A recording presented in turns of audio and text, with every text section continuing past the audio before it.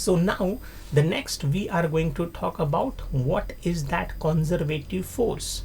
So the force F of x is a conservative, so if it can be derived from a scalar quantity, and the relation also that has been given over here. So the work done by a conservative force depends only on the end point.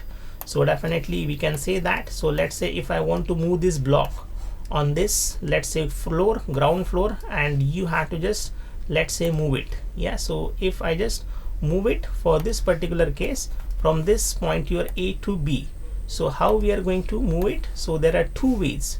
So let's say if I just consider in the first case where I move this ball directly from this to this position, and in the second case I just move this block like that and finally to this end position.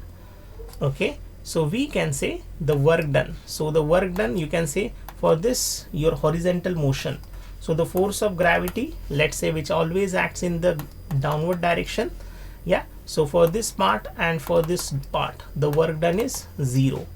So you can say that, so it doesn't depend on that path through which you are moving, so it only depends on your initial and final position.